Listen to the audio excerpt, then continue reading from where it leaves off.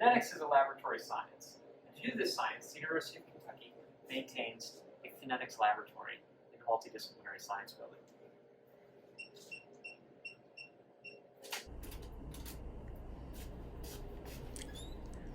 Today we're going to go over everything that phoneticians are responsible for and how we use this phonetics laboratory to study those things. Phoneticians are responsible for everything from after you have the idea of what you want to say until that idea is inside the mind of someone else. So I have an idea of some piece of information I want to convey to you, and I'm going to use my vocal tract, as we'll learn this semester. I'm going to use my vocal tract to produce gestures that turn that idea into sounds. And those sounds will vibrate through the air and get picked up by the ears of my listeners. And those vibrations, your ears will turn those vibrations into images, into signals to the brain. And the brain will turn those vibrations back into mental images. So I can take an idea from my head and put a version of that idea in your head. So in the phonetics lab, that starts with, we want to start understanding that speech chain, we could call it. That starts with articulatory investigations, right? And we have lots of different tools in here for articulatory measurement, including some things that we've invented ourselves. Starting off, probably the most important tool we have for articulatory measurement in the phonetics lab is our ultrasound. We have an ultrasound unit that allows us to look at people's tongues while they're speaking in real time, so that we can see exactly how a tongue moves up and down and forward and backward in response to different kinds of social information and different kinds of speech information.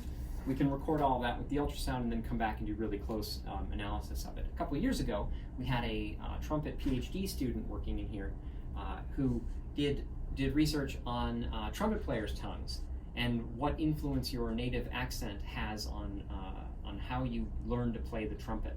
It was pretty cool. We can talk about that if people are interested. Another kind of articulatory measurement we can do, doesn't involve paperwork, another kind of articulatory measurement we can do in here is called airflow.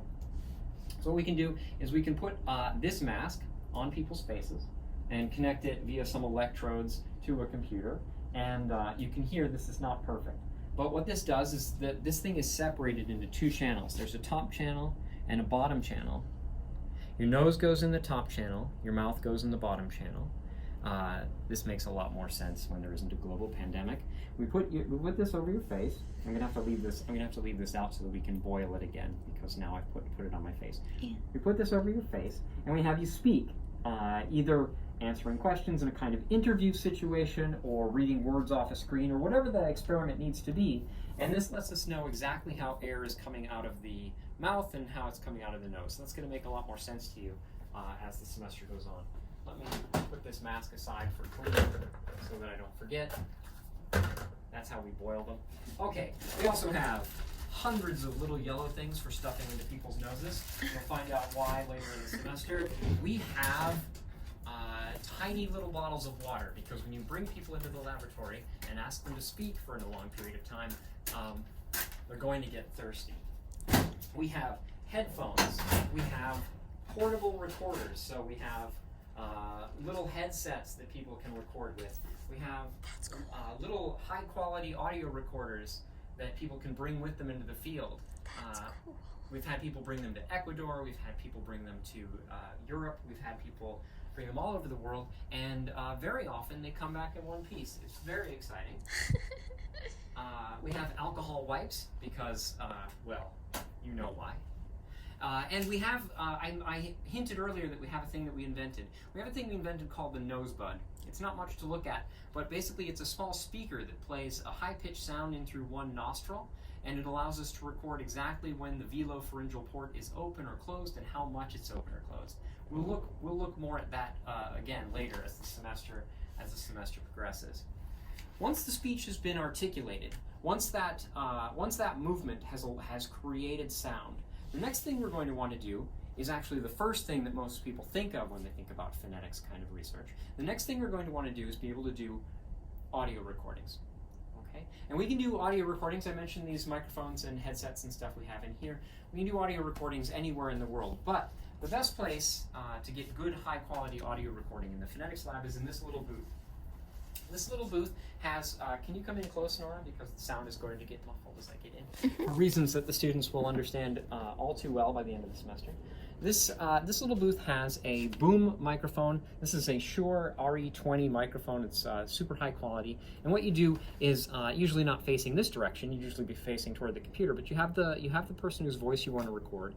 You have them sit just like this with the microphone a little bit off to the side, kind of like you're getting x-rays at the dentist.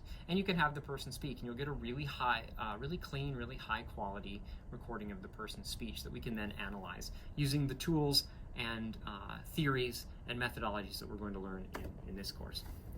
Okay, and then once you have those recordings, we can put those into a computer and we can analyze them with a piece of software called Prot.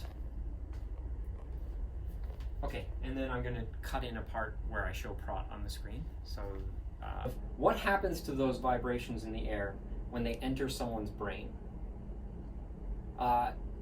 We have this remarkable ability as human beings to take this idea from my head and put it in your head, but it's not always exactly the same idea, right?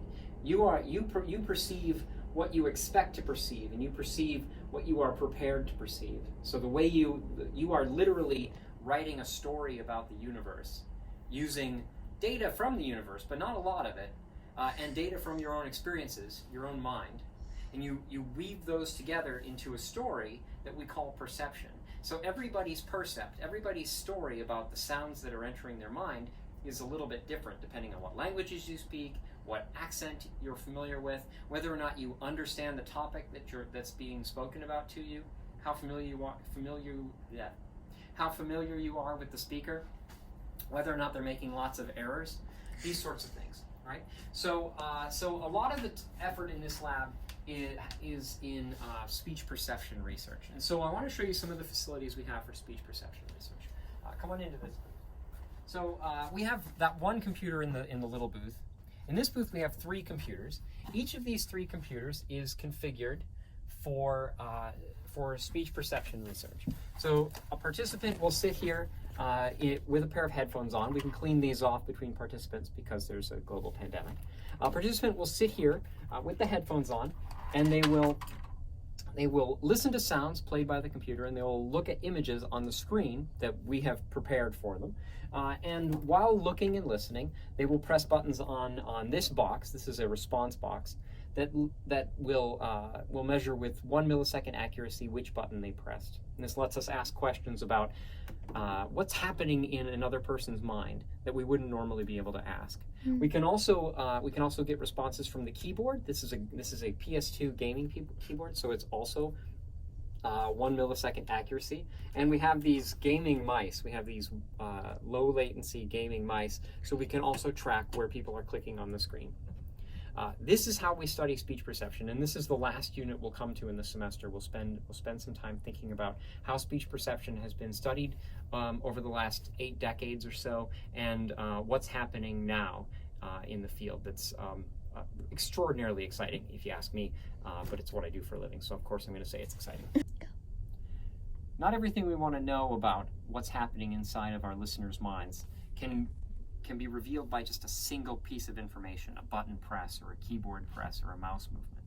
Sometimes we want to know what's happening over the course of, say, an entire syllable or an entire word or an entire phrase. Yeah. Mm-hmm. So what we'll do then is we'll use this eye tracker.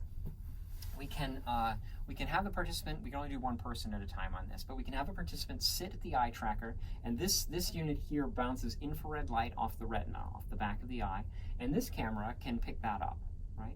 And so what this allows us to do is monitor exactly where a person is looking on the computer screen and when. So we can put up words or sentences or pictures or whatever it is we need, and we can play sounds for people, and based on how they move their eyes, we know with a really high degree of accuracy over the course of the entire listening event, we know exactly how people are responding to different parts of the speech signal, right? So this will, and you'll see research as we go, we'll see some of the published research using this eye tracker, and we can know things like how, who I think is talking to me, how does that affect the way I move my eyes? Or how do the interrelationships between the sounds, something we'll come to call co-articulation, how does that influence where and when I move my eyes, and what can that tell us about theories of speech perception and therefore theories of language and phonology more generally. So that's the entire speech chain and how we use the phonetics lab here at the University of Kentucky to study it.